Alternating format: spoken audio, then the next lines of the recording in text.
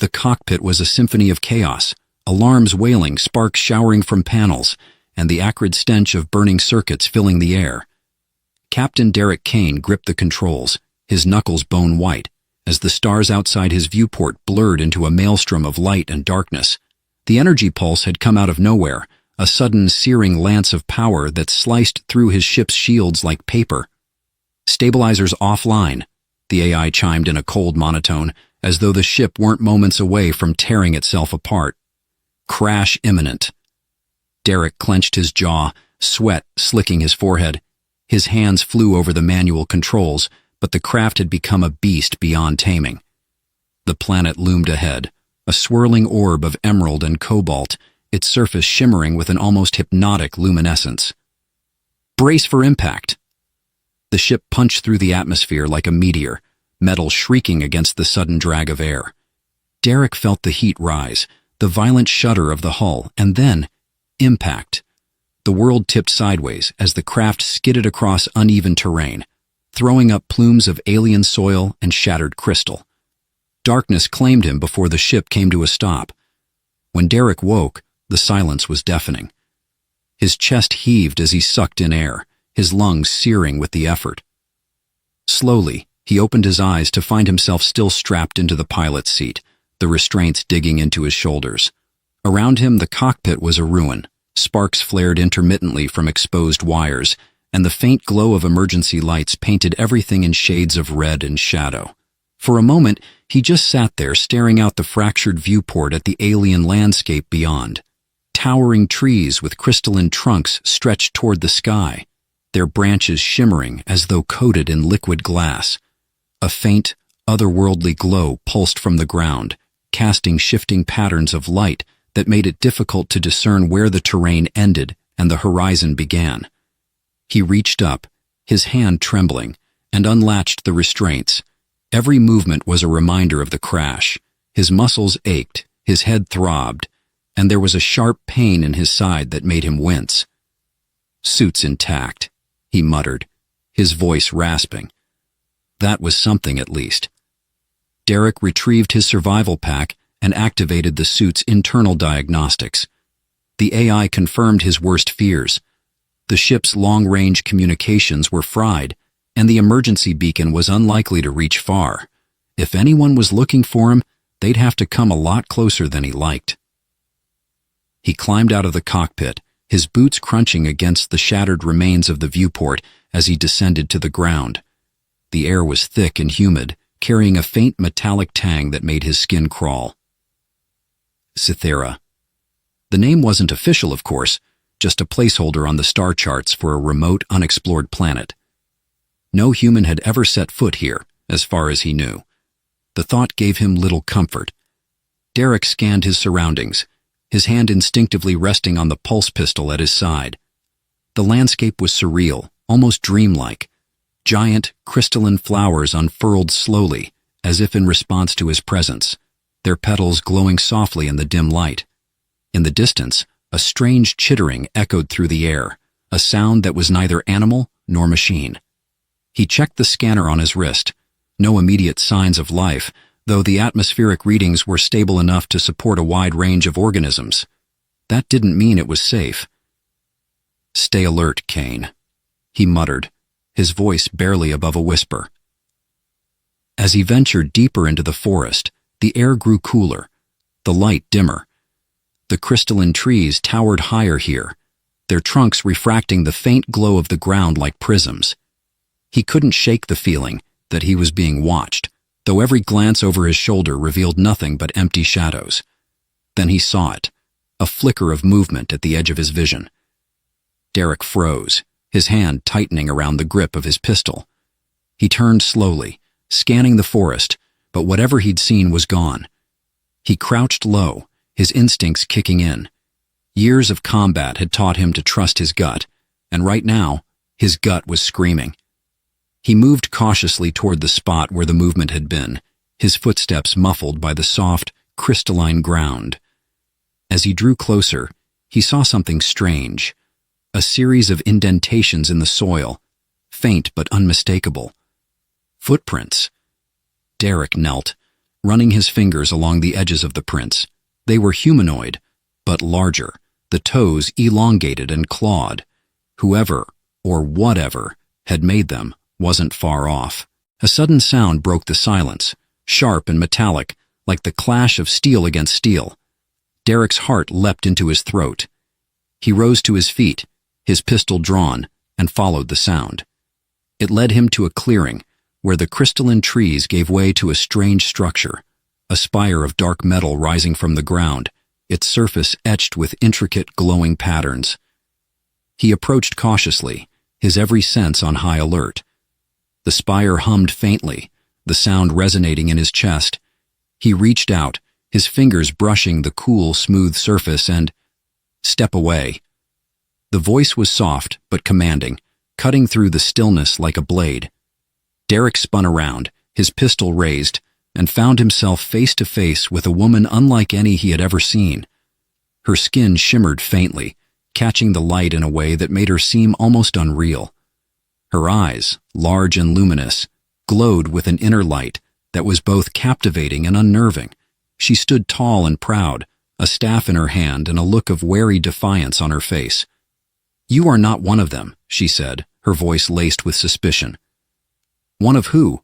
Derek asked, his grip on the pistol tightening. Her gaze flicked to the spire, then back to him. "If you value your life, you will leave this place." Before he could respond, another sound echoed through the forest, the heavy, rhythmic thud of approaching footsteps. The woman's expression hardened, and for the first time Derek saw fear in her luminous eyes. "They're coming," she said, her voice barely above a whisper. "Who?" Her answer was a single word, spoken with dread. "Vorax." Derek's pulse quickened as the rhythmic thudding grew louder, reverberating through the crystalline forest. He tightened his grip on the pistol, his instincts urging him to flee, but his training kept him rooted. The woman before him, alien and enigmatic, remained motionless, her luminous eyes locked on the horizon, as if willing the forest itself to reveal its secrets. "They'll be here any moment," she whispered, her voice tight with urgency. "You need to move." Derek hesitated. "I'm not going anywhere without answers. Who are they? And who are you?" She stepped closer, her shimmering form almost ethereal against the alien glow of the landscape. "You don't understand. If they see you, they will kill you. And if I run, they'll follow," Derek countered, his voice low but firm. "Better to know what I'm up against." Her eyes narrowed, and for a moment it seemed as though she might argue. But then the tension in her posture shifted, and she nodded reluctantly. "Follow me. Quickly." She turned and slipped into the shadows of the forest, her movements so fluid and silent that Derek had to strain to keep up. The towering crystalline trees seemed to close in around them, their refracted light dimming as they ventured deeper. The heavy footsteps behind them grew louder, accompanied now by an eerie mechanical whine that set Derek's teeth on edge. "Who are they?" he pressed as they weaved through the dense undergrowth. "Vorax's hunters," she replied curtly. "Machines bound to his will, designed to seek and destroy anyone who defies him." The name struck a chord in Derek's memory, a fragment of intelligence reports from long ago, whispered warnings about a ruthless warlord who enslaved entire species to consolidate his power. But what was Vorax doing here, on a planet so remote it barely warranted a name? Before he could ask, the woman slowed, raising a hand to signal silence. They had reached a small hollow where the ground sloped downward into a natural cavern, its entrance partially concealed by a curtain of luminescent vines. She pushed the vines aside and gestured for Derek to enter. Inside, the air was cooler, heavy with the scent of damp stone and mineral-rich soil. The glow from the vines illuminated the cavern in soft blues and greens, casting flickering shadows across the walls. Derek's eyes adjusted quickly, and he saw that the cavern was more than a mere hiding place. It was a sanctuary. Scattered throughout the space were remnants of a life lived in secret, crude bedding fashioned from woven plant fibers, a small pile of foraged food, and an assortment of tools and trinkets that suggested both resourcefulness and desperation. "This is where you live?" Derek asked, his voice low. "For now," she said, moving to a corner where a strange device rested on a flat stone. She activated it with a flick of her hand, and a translucent map of the surrounding terrain appeared, glowing faintly in the dim light. Derek recognized the markings, paths, patrol routes, and strongholds, all meticulously noted. He studied the map with growing unease. "You've been tracking them," he said. She nodded. "For years. I know their patterns, their weaknesses, but even with that knowledge—" Her voice faltered, and she looked away. "We can't fight them. Not as we are." Derek's gaze shifted to her, taking in the tension in her posture, the weariness in her eyes. "Who's we?" For a long moment she said nothing. Then she turned to face him fully, her luminous eyes meeting his. "My name is Lyre. I am one of the Elithari." The name meant nothing to him, but the way she said it, with a mix of pride and sorrow, told him it carried weight. "And Vorax?" Her expression darkened.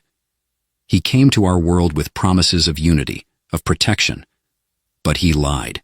He enslaved us, tore us from our homes, and brought us here to serve his ambitions. Now, we are scattered, hunted, our gifts exploited for his gain." "Gifts?" Lyre hesitated, as though weighing whether to trust him. Finally, she reached out, her hand hovering just above his chest. Derek felt a warmth spread through him, a strange, soothing sensation that seemed to ease his pain and clear his mind. "Our empathy," she explained. "We can sense emotions, share them, even influence them. It is both our strength and our curse." Derek pulled back, uneasy. "And he's using that against you?" "He binds us with collars that suppress our will, turning us into tools for manipulation and control." Her voice broke and she looked away. "Those who resist are disposed of." The weight of her words settled heavily on Derek. He had seen oppression before, but this was different, calculated, cruel, and systematic. His mind raced with questions, but one stood out above the rest. "Why haven't you fought back?" Lyre laughed bitterly. "With what? Sticks and stones? We are empaths, not warriors." Derek's jaw tightened. "Then maybe it's time you learned." Her eyes widened, a flicker of hope mingling with disbelief. "You would help us?" Before he could answer, a sharp, metallic screech echoed through the cavern, sending a chill down his spine. The hunters had found them. Lyre's expression hardened. "We have to move." "No," Derek said, pulling out his pistol. "We make our stand here." She stared at him, her luminous eyes filled with both fear and admiration. "You're insane." "Maybe," he said, a grim smile tugging at his lips. "But I've fought worse odds." The screech grew louder, accompanied now by the rhythmic thud of heavy footsteps. Derek positioned himself near the entrance, his weapon aimed at the shadowy figures approaching. Lyre hesitated for only a moment before stepping beside him, her staff at the ready. "Stay behind me," Derek said. "No," she replied firmly. "We fight together." As the first hunter emerged from the shadows, its gleaming, insect-like frame reflecting the cavern's dim light, Derek felt a strange surge of determination. He didn't know how or why he had ended up here, but one thing was clear. He wouldn't let these people face their tormentors alone. The hunter lunged, and the cavern exploded into chaos. The cavern fell silent, save for the faint hum of the destroyed hunter's core as its lights dimmed to nothing. Derek lowered his pistol, his breath ragged, the acrid tang of scorched metal heavy in the air. Beside him, Lyre leaned against the wall, her staff trembling in her hands. "You fought well," Derek said, breaking the quiet. She shook her head. "It wasn't enough. They'll send more." As if summoned by her words, a distant rumble vibrated through the cavern walls. Derek's eyes flicked to the entrance, his mind racing. "Then we don't wait here to be cornered. Do you have another hiding place?" Lyre hesitated. "There's one place, but it's dangerous." A bitter laugh escaped him. Dangerous seems to be our theme. She didn't smile. Instead, she pushed away from the wall and moved deeper into the cavern. Derek followed, his pistol ready, the dim glow of the crystalline vines casting eerie shadows as they descended further into the planet's depths. The air grew colder, the tunnel narrowing until they had to crouch to pass through. Derek's every step echoed ominously, his senses on high alert. Finally, the passage opened into a vast subterranean chamber unlike anything he'd seen. The walls shimmered with a natural luminescence, their surfaces etched with intricate patterns that pulsed faintly as if alive. Massive pillars of translucent crystal rose from the ground, their tips vanishing into the shadows above. At the center of the chamber stood a towering obelisk, its surface smooth and black, absorbing the light rather than reflecting it. "What is this place?" Derek asked, his voice hushed. Lyray's gaze was fixed on the obelisk. "A remnant of our past, before Vorax, before the hunters, before everything." She approached the obelisk cautiously, her fingers brushing its surface. The moment she made contact, the chamber seemed to hum with energy. Derek felt it too, a subtle vibration that resonated in his chest, stirring something deep and primal within him. "Stop," he said sharply, moving to pull her back. "We don't know what it does." "I do," Lyray replied, her voice soft but firm. "It's a memory stone. It holds the stories of our people, our triumphs, our losses, our truths." Derek frowned. "Why haven't you used it before?" "It requires two," she said, turning to him. "One Elithari, one not." The implication hung heavily between them. Derek's instincts screamed at him to refuse, to walk away from whatever ancient secrets this obelisk held. But Lyray's eyes were pleading, and despite himself, he nodded. "What do I do?" he asked. "Place your hand here." She indicated a glowing sigil near the base of the obelisk. Reluctantly, Derek complied. The moment his palm touched the stone, a searing heat shot through him, followed by a flood of images. He staggered, his vision swimming with scenes of Elithari life, joyous celebrations, solemn rituals, and finally the invasion. Vorax's ships descended like locusts, their weapons tearing through the Elithari defenses. The people were rounded up, collared, and loaded onto transports. Derek felt their fear, their pain, as if it were his own. And then, a voice. "They are more than they seem, Derek Kane. Be wary." The vision ended abruptly, leaving him gasping for breath. He released the obelisk and stumbled back, his knees threatening to give out. "What was that?" he demanded, glaring at Lyray. She looked just as shaken. "I don't know. That voice, it wasn't part of the memory." Before either of them could process what had happened, a low growl echoed through the chamber. Derek spun, his pistol raised, as figures emerged from the shadows. 6 hunters, their insectoid frames glinting in the dim light. "We've been tracked," Lyray whispered, fear tightening her voice. Derek cursed under his breath. "Stay behind me." The hunters moved with unnerving precision, spreading out to encircle them. Derek fired the first shot, hitting one square in its core. It crumpled, but the others pressed forward, their movements relentless. Lyray stepped beside him, her staff glowing with an inner light. She swung it at an approaching hunter, the impact sending a shockwave that shattered its leg. Derek couldn't help but be impressed, but there was no time to dwell on it. The battle was brutal and chaotic. Derek's training kept him alive, but the hunters were faster and more coordinated than any enemy he'd faced before. Lyray fought with a ferocity that belied her delicate appearance, her empathic abilities allowing her to anticipate the hunter's moves. When the last hunter fell, the chamber was silent once more. Derek slumped against a crystal pillar, his chest heaving. Lyray sank to the ground beside him, her glow dimming as exhaustion overtook her. "We can't keep doing this," she said. "They'll just send more." Derek wiped blood from his lip, his mind racing. "Then we need to hit them first. Take the fight to Vorax." Lyray stared at him, her expression a mix of hope and disbelief. "You don't understand. His stronghold is impenetrable." "Nothing's impenetrable," Derek said grimly. "We just need a plan." She hesitated, then nodded.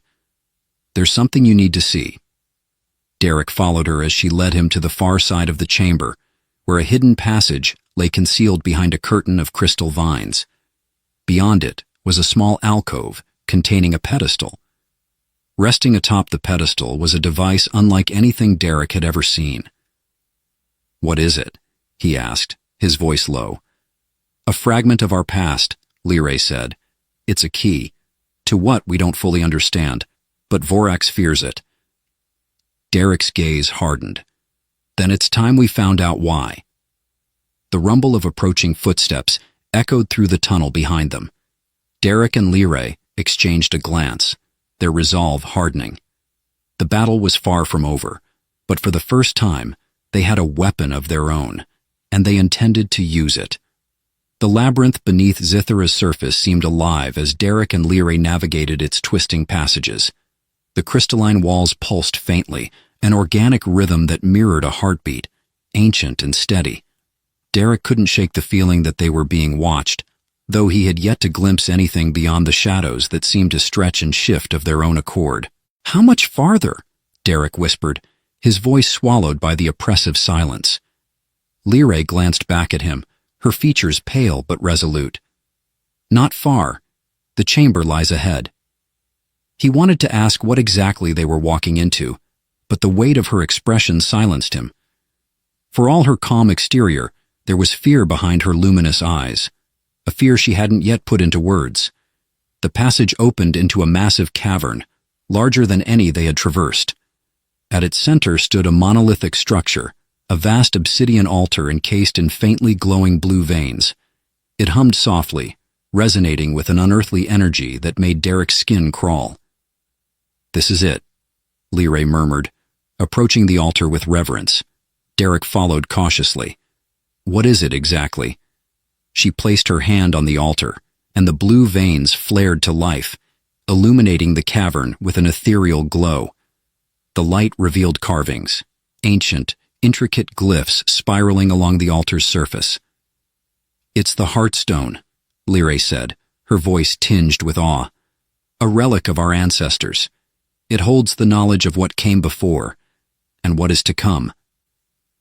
Derek's jaw tightened. "And why does Vorax fear it?" "Because it's more than a record. It's a weapon," she replied, her eyes locking onto his. "The Heartstone has the power to sever the empathic link he uses to control my people. With it, we can free them."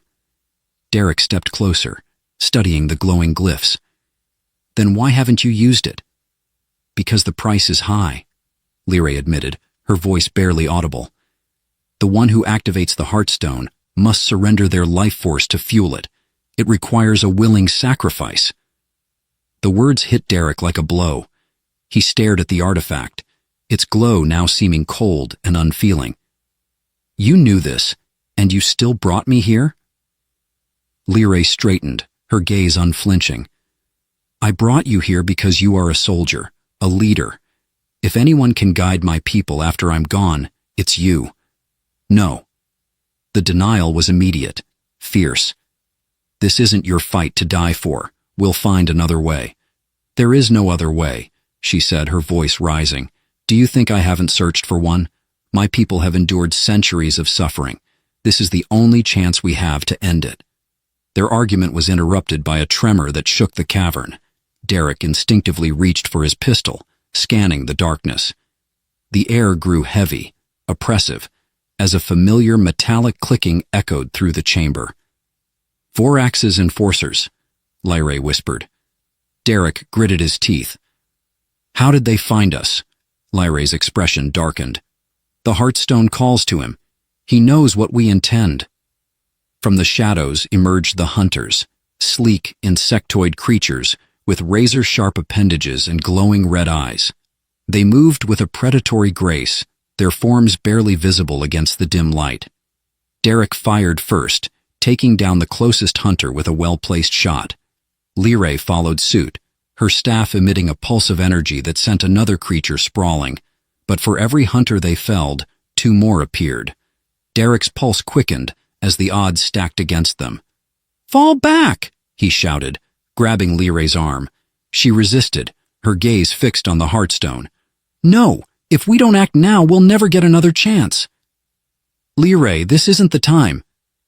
His protest was cut short as a hunter lunged at him. He fired instinctively, the shot barely stopping the creature inches from his face. Liray turned to the Heartstone, her determination solidifying into something unyielding. "You're right, Derek. This isn't the time for hesitation." Before he could stop her, she placed both hands on the altar and began to chant. The glyphs blazed with light, the hum growing into a deafening roar. "Liray, no!" Derek shouted, reaching for her. An invisible force knocked him back, slamming him into the cavern wall. He struggled to rise, his vision swimming as the Heartstone's light consumed the room. The hunters froze mid-attack, their bodies convulsing as the energy from the Heartstone rippled outward. Derek could feel it too, a wave of emotion so overwhelming it threatened to drown him. And then it stopped. The cavern fell silent once more. The hunters lay motionless, their red eyes extinguished. Derek pushed himself to his feet, his heart pounding as he stumbled toward the altar. "Liray," he called, his voice cracking. She lay crumpled at the base of the Heartstone, her glow dimmed to a faint flicker. He dropped to his knees beside her, his hands trembling as he lifted her head. "You shouldn't have done this," he said, his voice breaking. Her eyes fluttered open and she managed a weak smile. "It was the only way." Derek's throat tightened. "We could have found another way. You didn't have to—" "Listen to me," she interrupted, her voice barely above a whisper. "The Heartstone, it's not just a weapon. It's a key, a way to end this once and for all." He frowned. "What are you talking about?" "There's a hidden truth," she said, her gaze locking onto his. "Something Vorax has kept from us, from everyone. You must find it." Her glow faded entirely, her body going limp in his arms. Derek clenched his jaw, a wave of grief and fury washing over him. The Heartstone pulsed once more, drawing his attention. Its glyphs rearranged themselves, forming a pattern he hadn't seen before. A message. Derek rose slowly, his fists clenched. Whatever secret the Heartstone held, he would uncover it. And Vorax would pay for everything he had taken. The fight wasn't over. It had only just begun. Derek stood before the Heartstone, its pulsing light casting long shadows across the cavern. The glyphs on its surface shimmered, rearranging into new patterns that seemed to beckon him forward. He ran his fingers across the cool surface, feeling the hum of its energy resonate in his chest. Liray's final words echoed in his mind. "There's a hidden truth. You must find it." The room felt both oppressive and expectant, as if the Heartstone itself was alive and aware of his presence.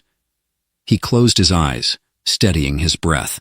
Whatever secrets this artifact held, he was determined to uncover them, not just for the Elithari, but for Liray. The glyphs flared as his hand pressed against the central symbol, and the cavern dissolved into light. When Derek's vision cleared, he found himself standing in an endless void. Around him, fragments of memories floated, scenes of Elithari life before Vorax's dominion. Laughter, vibrant landscapes, and unshackled joy played out like projections on a broken mirror. A voice emerged from the void, soft and resonant. "You seek the truth." "I do," Derek said, his voice firm. Liray gave her life for it.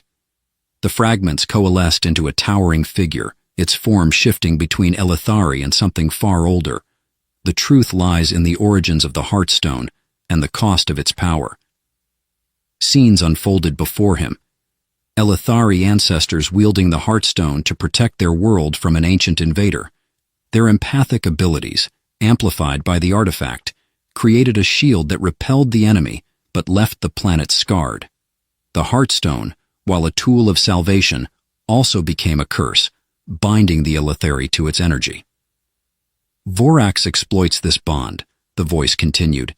"He siphons their power to maintain his reign. But the Heartstone holds the key to severing that bond entirely, at a price." Derek's jaw tightened. What price?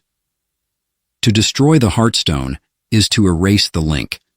The Elethari will be free, but the energy it sustains will dissipate, leaving their empathic abilities diminished. The weight of the decision settled heavily on Derek's shoulders. He thought of Lyrae, of her unwavering belief in her people's resilience. He thought of Cyan and the others, their faces etched with hope and fear. Freedom without abilities is still freedom, he said at last. The Elethari will rebuild. Together, they'll find a way to thrive. The figure inclined its head. Then it is time to act. Derek returned to the cavern, the glyphs glowing brighter as if acknowledging his resolve. Cyan and the other Elethari had joined him, their expressions a mix of determination and trepidation. "What did you see?" Cyan asked, stepping forward. "The truth," Derek replied. "The Heartstone must be destroyed." Murmurs rippled through the group, but Cyan silenced them with a raised hand. "If that is what it takes to be free, then so be it." He glanced at her, pride swelling in his chest. "You've grown stronger than you realize." She smiled faintly, her gaze steady. "Because you showed us how." Derek turned back to the Heartstone. Using the knowledge imparted by the vision, he activated a sequence of glyphs, each symbol flaring and fading as he worked. The cavern began to tremble, the Heartstone's glow intensifying until it was nearly blinding. Suddenly, a roar echoed through the space, chilling Derek to his core. Vorax. The tyrant stormed into the chamber, his armored form radiating fury. "You dare defy me?" he bellowed. Derek stepped between Vorax and the Elethari, raising his weapon. "Your reign ends here." Vorax snarled, lunging forward. The fight was brutal, his strength and speed far surpassing Derek's expectations. But Derek fought with a purpose that Vorax couldn't match. Blow by blow, the tyrant's arrogance crumbled as Derek's determination proved unrelenting. In the chaos, Cyan and the others rallied, using their remaining abilities to weaken Vorax further. Together, they overwhelmed him, forcing him to his knees. "You'll never control us again," Cyan said, her voice steady. Vorax's defiance faltered as the Heartstone emitted a deafening crack. Derek returned to the altar, completing the final glyph. The Heartstone shattered in a brilliant explosion of light, its energy surging outward in a wave that swept through the cavern. The Elethari collapsed briefly, gasping as the oppressive bond that had enslaved them was severed. When the light faded, the chamber was silent. Vorax lay motionless, his power extinguished. The Elethari emerged from the cavern to a dawn that seemed brighter than ever before. Derek watched as they embraced one another, their faces alight with tentative hope. "You've given us a chance," Cyan said, approaching him. "We'll never forget what you've done." "You did this," Derek replied. "I just showed you the way." Lyrae's absence weighed heavily on them both, but her sacrifice had not been in vain. The Elethari were free, and their future was theirs to shape. As Derek prepared to leave Zithara, Cyan handed him a small glowing shard from the Heartstone's remains. "A reminder," she said, "of what we've overcome." He accepted it with a nod, his heart heavy yet full. On the journey back to Earth, Derek replayed the events of Zithara in his mind, the Elethari's courage, Lyrae's sacrifice, and the power of unity against tyranny. When he finally touched down on Earth, he carried not just the shard, but the story of a people who had reclaimed their destiny. And though he left Zithara behind, he knew its light would always guide him. The ice stretched infinitely, a canvas of white and blue, glinting under the pale light of two distant suns. It was a world of silence, broken only by the mournful whistle of the wind as it swept over the frozen expanse. To Dr. Caleb Voss, it was hauntingly beautiful, a desolation that promised secrets older than recorded time. The weight of discovery pressed on his chest, a familiar, almost electric anticipation that had driven him to the farthest reaches of the galaxy in search of the unknown. Caleb stood on a ridge overlooking the excavation site, his breath fogging in the frigid air. The camp below, a cluster of prefabricated domes, was dwarfed by the vast ice sheet surrounding it. From this vantage point, the outpost seemed insignificant, like a single grain of sand on an endless beach. He adjusted his insulated jacket, its thermal coils humming faintly against the biting cold, and squinted at the shimmering auroras dancing on the horizon. His handheld scanner chirped, a steady, insistent tone that pulled his attention back to the device. Caleb frowned at the screen, its display flickering as it processed data. The anomaly was deep, much deeper than anticipated. The readings were erratic, fluctuating between extremes of density and thermal activity, as though the ice itself was resisting their intrusion. Anything interesting, or are you just admiring the view?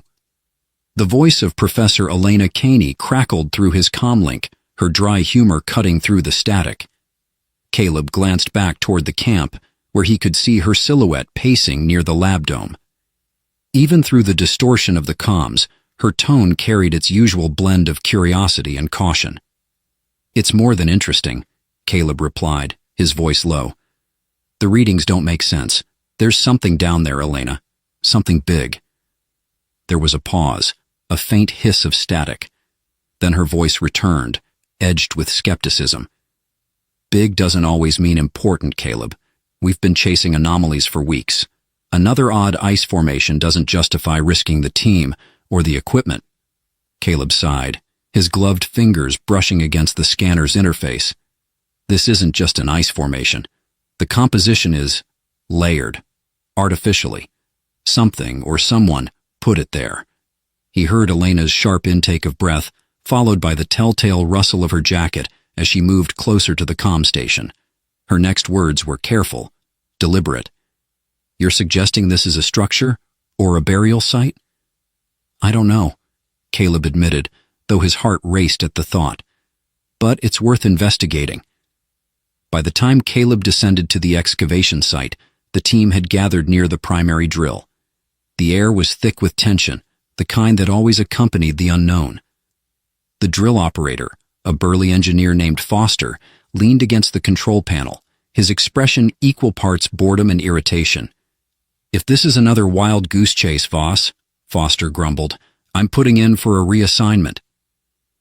"I didn't sign up to dig through miles of ice just to find more ice." Caleb ignored him, his focus on the shimmering frost at the edge of the drill's reach. He knelt, running a gloved hand over the surface. The ice here was different, clearer, denser, with faint striations that seemed almost deliberate. Beneath the surface, a shadow loomed, its contours faint, but unmistakably humanoid. "Do you see it?" Caleb asked, his voice barely above a whisper.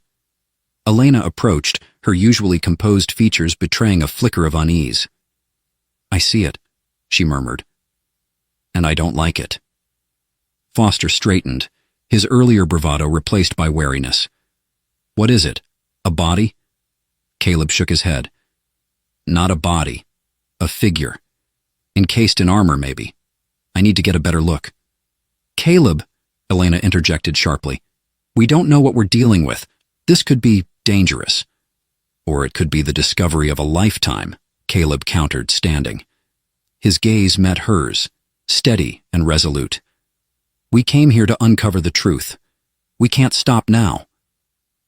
Hours passed as the team worked, their movements precise and deliberate. The ice was stubborn, its layers yielding grudgingly to the laser cutters. Caleb's mind raced with possibilities. An ancient warrior, a forgotten sentinel, a relic of a lost civilization. Each theory was more improbable than the last, yet the shadow beneath the ice remained tantalizingly real. When the final layer cracked, a sound like a gunshot echoed through the excavation chamber. The team froze, their breaths held as a cloud of frost billowed outward. Slowly, the figure came into view, its details emerging like a sculpture revealed beneath a chisel stroke. It was a woman, or at least it had been once. The alien figure stood nearly 7 feet tall, her body encased in dark, ornate armor, etched with intricate patterns that seemed to pulse faintly in the dim light. Her features were sharp, regal, yet her expression was serene, as if she had simply fallen asleep. Elena took a step back, her voice trembling. "This isn't natural. This is a tomb." "No," Caleb said, his voice thick with awe. "It's a preservation chamber. She's not dead." The words hung in the air, heavy with implication. Foster muttered a curse, glancing nervously at the ice walls, as if expecting them to collapse at any moment. Elena grabbed Caleb's arm, her grip firm. "We need to stop. We don't know what we're waking up. This could be a Pandora's box." Caleb shook his head, gently prying her hand away. "We can't stop. We owe it to her, to history, to find out the truth." Before anyone could protest, Caleb activated the thawing mechanism. The chamber filled with a low hum as waves of thermal energy began to melt the remaining ice. The figure within seemed to shift, her head tilting slightly as though in anticipation. The first crack of ice was followed by another, then another, until the entire block shattered with a deafening crash. The alien woman collapsed forward, her armored form hitting the ground with a dull thud. And then she moved. The air in the chamber hung thick with frost and unease. Caleb Voss knelt beside the alien woman's collapsed form, his gloved fingers trembling as they hovered above her armor. It was cold to the touch, but not frigid. A faint warmth pulsed beneath the surface, as if the material itself were alive. The intricate patterns etched into the plates shimmered faintly, casting ephemeral light that played tricks on the ice-covered walls. Behind him, the team whispered among themselves, their voices carrying the sharp edge of fear. Foster muttered a curse under his breath, while Elena Caney stood motionless, her normally sharp gaze clouded with a rare uncertainty. "Caleb," Elena said at last, her tone low and urgent, "step back. We don't know what this is, who she is. For all we know, she could be dangerous." "She's alive," Caleb murmured, more to himself than to her. "Preserved for who knows how long. This is incredible." The alien woman's chest rose faintly, her breathing shallow and uneven, like a diver surfacing after too long beneath the waves. Her eyes, hidden behind a delicate helm that framed her angular face, remained closed. Yet her presence filled the room with a weight that Caleb couldn't explain. Elena's hand gripped his shoulder, pulling him back slightly. "You can't just stand there gawking. We need containment protocols, medical scans." "We don't have time for that," Caleb interrupted, his voice firm but not unkind. "If she's waking up, we need to make sure she survives." "Survives," Foster echoed with a dry laugh. "Right. And what if she wakes up swinging? You ever think about that, Doc?" Caleb ignored him, his focus fixed entirely on the figure before him. He pulled a handheld diagnostic scanner from his belt, its screen flickering to life with a soft hum. The device emitted a beam of pale blue light, sweeping over the alien's body. Streams of data scrolled across the screen, unfamiliar biometrics, unreadable cellular structures, and something else, a faint rhythmic energy signature. "She's emitting a signal," Caleb said, frowning at the readout. "What kind of signal?" Elena asked sharply, her tension palpable. "I'm not sure," he admitted, "but it's complex, layered, almost like a language."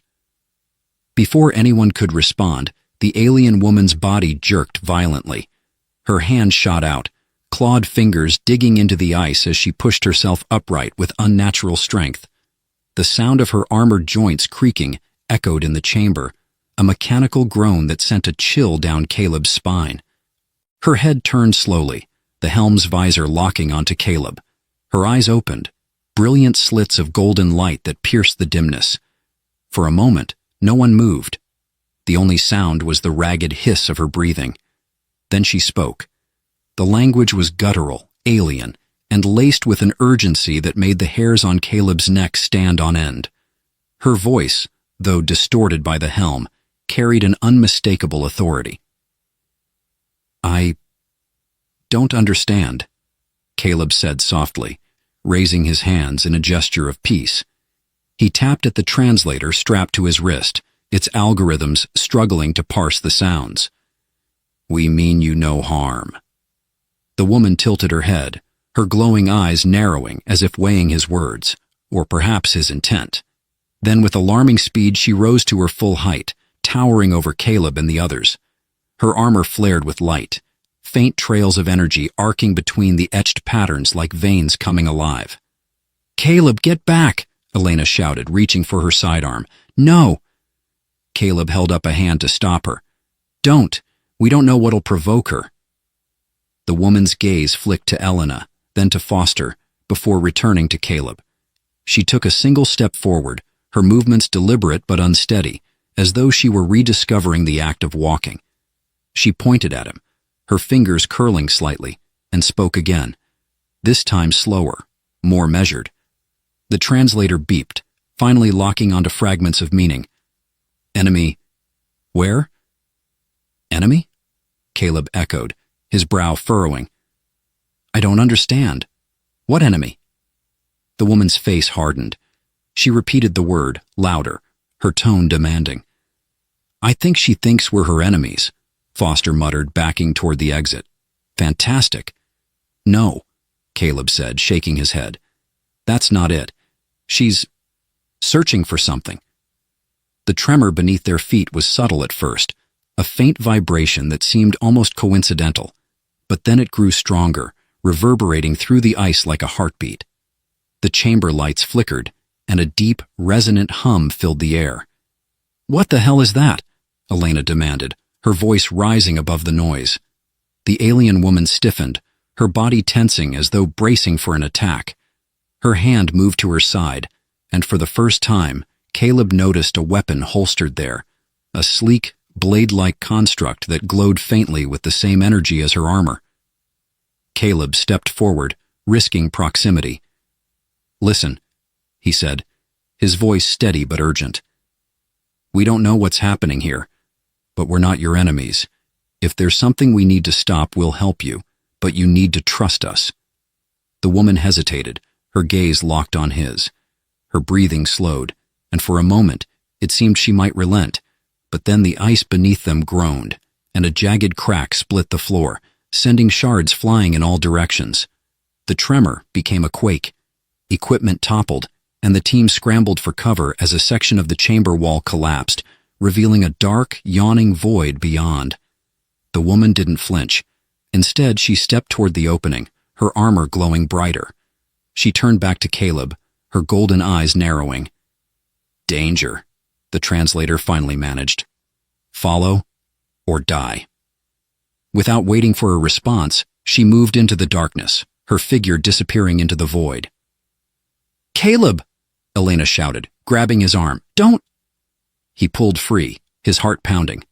"We have to. She knows something we don't." And with that, he followed her into the unknown. The darkness swallowed Caleb almost immediately, a black so absolute it seemed to press against his skin.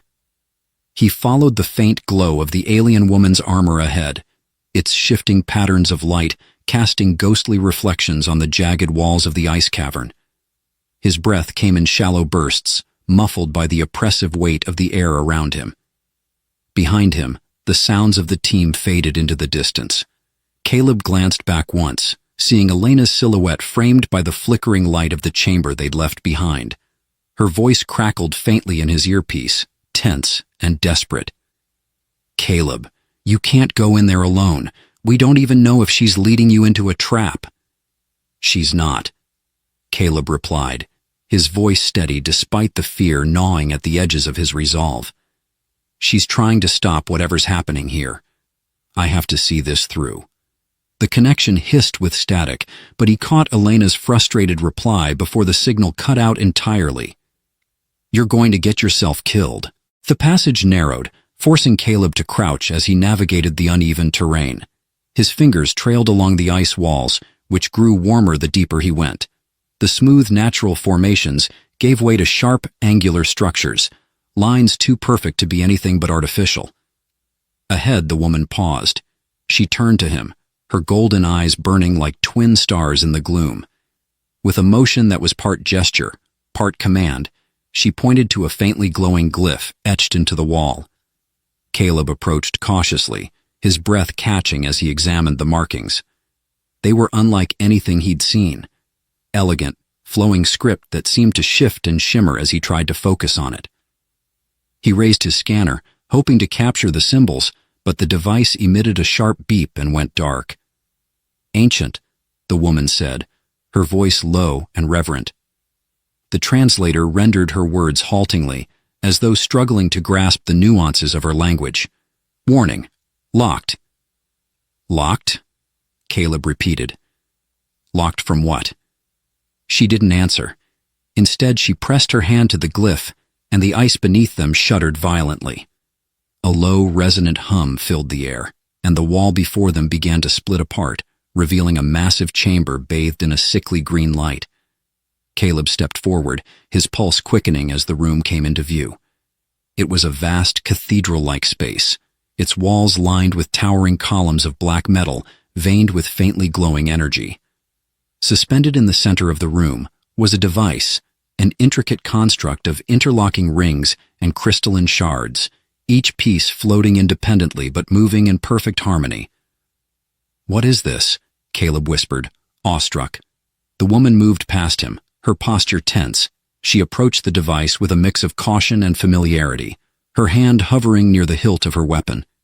"Catalyst," she said, her voice tinged with both reverence and dread. The translator hesitated, then added, "Destroyer." Caleb's heart pounded as he circled the device, its alien beauty both mesmerizing and terrifying. Energy pulsed through it in rhythmic waves, casting fleeting shadows that seemed to dance along the walls. As he examined the construct, he noticed a series of smaller glyphs etched into the base.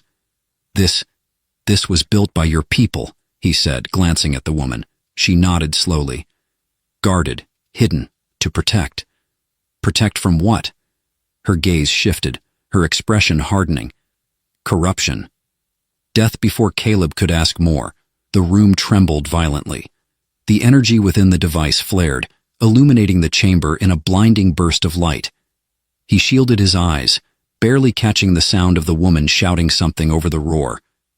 When the light dimmed, the atmosphere in the room had changed. The air was heavier, charged with an almost tangible tension. And then he heard it, a deep, resonant sound that wasn't quite a voice, but carried an undeniable intent. "Intruders."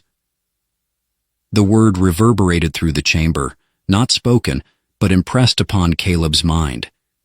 He staggered back, clutching his head as the alien presence pressed against his thoughts. The woman stepped in front of him, her weapon drawn and glowing with a brilliant, searing light. The columns lining the room began to shift, their surfaces rippling as humanoid forms emerged from within. They were constructs, their bodies sleek and angular, with glowing red eyes that burned with malice. The woman barked something in her language, the translator rendering fragments. "Protect, device, destroy intruders." "What are they?" Caleb shouted, panic rising in his chest. "Sentinels," she replied grimly. "Guardians turned against purpose, corrupted." The constructs moved with a terrifying grace, their limbs unfolding like blades as they advanced. The woman didn't hesitate. She lunged at the nearest sentinel, her weapon slicing through its arm in a flash of light and energy. The construct staggered but didn't fall. Its remaining arm morphed into a jagged spear that it thrust toward her. She dodged, her movements fluid and precise, and countered with a strike that severed its head. Caleb scrambled for cover, his mind racing. He wasn't a fighter. His world was one of science and exploration, not battle. But as he watched the woman engage the sentinels, a horrifying thought struck him. The device in the center of the room wasn't just a weapon. It was an engine, a source of power meant to control or destroy. And the energy it emitted was growing stronger, feeding off the conflict. "Elena!" Caleb shouted into his comlink, hoping the signal would reach her. "We've got a problem down here." Static answered him and his heart sank. "Caleb!"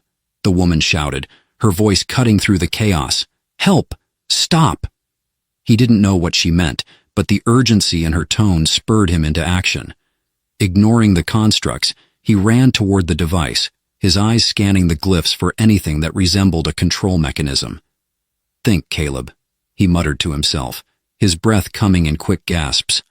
"What would deactivate this?" Behind him, the woman let out a sharp cry as a sentinel's blade grazed her side. She retaliated with a ferocious strike, but her movements were slowing, her strength waning. Caleb's fingers brushed against a series of smaller glyphs near the base of the device. They pulsed faintly, their rhythm matching the energy waves. Taking a deep breath, he pressed his hand to the symbols. The chamber shook violently, and the device emitted a deafening roar. Energy surged outward, throwing him to the ground. As he struggled to rise, the last thing he saw was the woman standing defiantly against the remaining sentinels, her golden eyes blazing. And then the world went dark. The silence after the blast was suffocating. Caleb opened his eyes to darkness, his ears ringing, and his body heavy as though the weight of the entire cavern pressed down on him.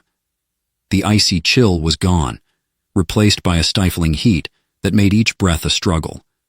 Faint, green light flickered intermittently, revealing the jagged contours of what remained of the chamber. "Riza?" His voice was a hoarse whisper, barely audible over the static still buzzing in his ears. He pushed himself to his knees, pain flaring in his side as he moved. "Riza!" The translator strapped to his wrist sputtered, its screen cracked, but flickering with weak life. No response came. Caleb staggered to his feet, leaning against a tilted column of black metal for support. Around him, the once pristine chamber was a ruin. Shards of the sentinel constructs lay scattered, their lifeless forms twisted and smoking. In the center of the room, the device still hung suspended, but its movements were erratic. The once perfect alignment of its crystalline shards was now jagged and disjointed, as though the machine itself were breaking apart. A deep rhythmic pulse emanated from it, each wave vibrating through the air like the beat of a failing heart. A groan drew Caleb's attention. He turned sharply, his gaze locking onto a figure sprawled against the far wall. "Riza!" She was alive but battered. Her armor was scorched in places, the intricate patterns dim, and her helmet lay shattered nearby, revealing her face. Her features were sharp and regal, framed by wild strands of pale, almost silver hair. Her golden eyes, though dulled, still burned with defiance as she struggled to rise. Caleb rushed to her side, ignoring the protests of his own aching body. "Don't move. You're hurt." She shook her head, her lips moving as she spoke words his translator scrambled to interpret. "No time, machine. Must stop." Caleb glanced at the device, its erratic pulses growing faster, more violent. "It's destabilizing," he muttered. "If it collapses entirely, it could destroy everything," Riza finished, her voice steadier now but laced with urgency. "You must help." "But how?" Caleb asked, his frustration mounting. "I don't even know what this thing is, let alone how to shut it down." Riza's hand gripped his arm with surprising strength. "Key," she said, gesturing toward a glowing shard embedded in her armor's chestplate. "My people designed it. Only our blood can stop it." "Your blood?" Caleb frowned. "But you're injured. Can you—" "Listen," she interrupted, her voice sharp despite her weakened state. "Device, corrupted, cannot be undone, only sealed." He understood then. The device wasn't just a weapon, it was a cage, a containment for something far worse, and that containment was failing. "How do we seal it?" Caleb asked, his voice trembling. Riza looked at him with a mix of gratitude and sorrow. "My life is tied. I must—" She hesitated, the weight of her words evident even without the translator's help. "Sacrifice." "No," Caleb said immediately, shaking his head. "There has to be another way." "There is not," Riza replied firmly. She reached for the shard embedded in her armor, but her hand faltered, the strength draining from her body. "You must place it." "I can't," he whispered, his chest tightening. "I brought you back. I can't just let you die now." "You did not bring me back," Riza said, her tone softening. "You awoke me for this." She paused, her golden eyes meeting his. "It is my duty, my honor." The room trembled violently, the device's pulses growing into a deafening roar. Cracks spread along the chamber walls, and streams of molten energy seeped from the ruptured floor. Time was running out. Caleb stared at her, torn between his desperation to save her and the grim reality she was presenting. Every instinct screamed at him to find another solution, to reject the inevitability of her sacrifice. But as he looked into her eyes, he saw not fear but acceptance. "Tell me what to do," he said, his voice breaking. Ryza nodded, a faint smile touching her lips. "Take the shard. Place it at the core." He reached for the glowing shard, his hand trembling as he pulled it free from her armor. The moment it left her body, she shuddered, the light in her eyes dimming further. "Go," she urged, her voice barely above a whisper.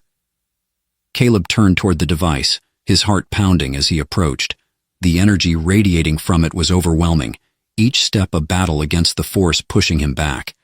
He could feel the heat, the pressure, the sheer power of the ancient machine fighting against his presence. As he reached the core, he saw where the shard belonged, a recessed slot at the device's center, its edges glowing faintly as though awaiting its missing piece. The ground beneath him lurched, nearly throwing him off balance. He gritted his teeth, forcing himself forward. With a final burst of effort, Caleb pressed the shard into place. The reaction was immediate. The device erupted in a blinding surge of light and sound, its crystalline components snapping into alignment. The energy it had been radiating reversed, pulling inward as the machine sealed itself once more. Caleb staggered back, shielding his eyes as the room was consumed by the brilliant glow. He thought he heard Ryza's voice, soft and distant, before the light faded, leaving the chamber eerily quiet. When Caleb opened his eyes again, the device was dormant, its pulsing energy gone. The chamber, though battered and cracked, held together. He turned back to where Ryza had been. She lay still, her armor dark and lifeless. Caleb's chest tightened as he approached her, kneeling beside her motionless form. "Ryza," he whispered, his voice trembling. There was no response. He reached out, his fingers brushing against her armor. For a moment, he thought he felt warmth, a faint pulse of energy, but it was gone as quickly as it came. The weight of her sacrifice settled heavily on him, an ache deeper than any physical wound. She had saved them all, and in doing so, she had left him with questions he might never answer. As he rose to his feet, the translator on his wrist crackled weakly, its damaged circuits managing one final message: "Thank you." And then it too fell silent. The wind howled across the frozen tundra, its mournful cry echoing in the desolation. Caleb stood at the edge of the collapsed ice cavern, staring out at the endless expanse of white. The storm that had battered the planet for days had finally passed, leaving the landscape eerily still, as if holding its breath in the wake of what had transpired below. He felt small against the enormity of the world around him. The cold bit at his exposed skin, but he barely noticed. The ache in his chest outweighed any physical discomfort, a hollow void carved by the loss of Ryza and the secrets entombed with her. Behind him, the expedition's makeshift base camp was a hive of activity. Scientists worked to salvage equipment, patch up injured personnel, and document the events that had nearly consumed them all. Their voices, muffled by distance and the icy air, were a constant backdrop to Caleb's thoughts. "Dr. Voss." The voice pulled him from his reverie. He turned to see Professor Elena Caney approaching, her expression a mix of relief and exasperation. She was wrapped in heavy thermal gear, her face pale and drawn beneath her fur-lined hood. "Are you just going to stand out here and freeze to death?" she asked, her tone sharp but softened by concern. "I needed some air," Caleb replied quietly. Elena sighed, stepping closer. "We're not done down there," she said, gesturing toward the collapsed cavern. "The device is inert for now, but we need to understand what it was, what it is.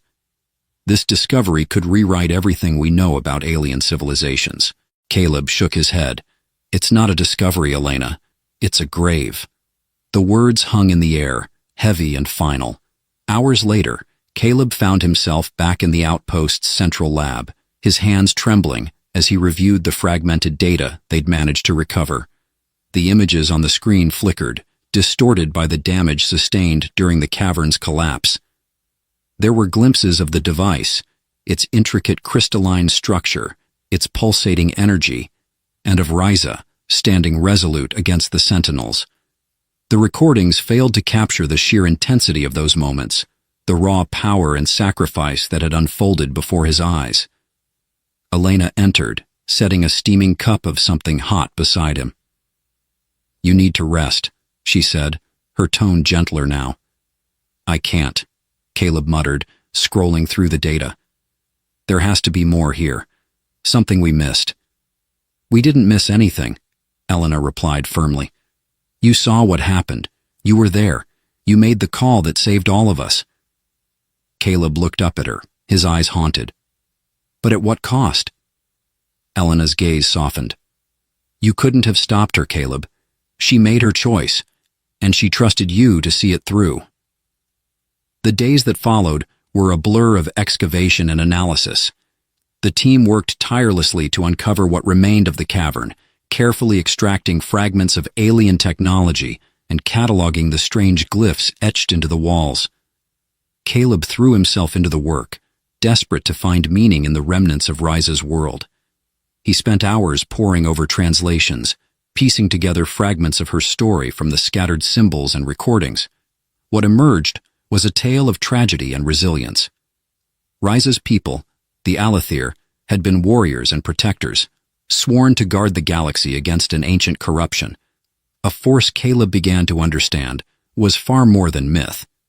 The device they had built was both a weapon and a prison, a last line of defense against a threat they had barely managed to contain. The more Caleb learned, the more he realized the enormity of what Ryza had entrusted to him. Her people's sacrifice had spanned millennia, and in her final moments, she had handed that legacy to him. One night, as the rest of the team slept, Caleb found himself back at the edge of the excavation site. The cavern had been reinforced with temporary supports, its depths still treacherous but navigable. He descended carefully, guided by the faint light of his lantern. The air grew warmer as he approached the heart of the chamber, where the dormant device still loomed, its once terrifying presence now subdued. Caleb stood before it, his thoughts a tumult of emotions. He reached out, his hand hovering over the smooth surface of the machine. "I don't know if I can protect this," he whispered. "I'm not a warrior. I'm not like you." The silence that followed was profound, but in it, Caleb felt something. A faint hum, a resonance that seemed to echo through his very bones. He closed his eyes, the memory of Ryza's golden gaze vivid in his mind. Her strength, her resolve, her unwavering belief in the duty she had been born to carry. "I'll try," he said finally, his voice barely audible. "I'll do everything I can." When Caleb returned to the surface, the first light of dawn was breaking across the horizon, casting the icy landscape in hues of gold and rose. For the first time in days, he felt a glimmer of hope. Elena was waiting for him at the base camp, a datapad in her hands. She looked up as he approached, her expression curious. "You were down there again?" "I needed to say goodbye," Caleb said simply. Elena studied him for a moment, then nodded. "The team's ready to move out. We'll send the initial findings to the council for review, but—" She hesitated, her brow furrowing. "There's something else, isn't there?" Caleb glanced back toward the excavation site, his gaze distant. "We can't let them take it," he said. "Not the council, not the corporations, not anyone." Elena's eyes widened. "Caleb, you're talking about classified materials, the kind of thing that could put a target on your back." "I know," he replied, his voice steady. "But if they get their hands on it, they'll use it, and we can't let that happen." Elena sighed, rubbing her temples. "You realize what you're proposing? Keeping this quiet? Do you have any idea how dangerous that is?" Caleb turned to her, his expression resolute. "It's not just about us. It's about everyone. Ryza's people gave everything to keep that thing sealed. I'm not going to let their sacrifice be for nothing." Elena studied him for a long moment, then nodded slowly. "All right," she said. "But if we're doing this, we do it together." As the team prepared to leave the frozen planet, Caleb stood at the edge of the landing site, watching the rising sun. The weight of what lay ahead was immense, but for the first time, he felt ready to carry it. The legacy of the Alathir was now his to protect, and he would do so with everything he had.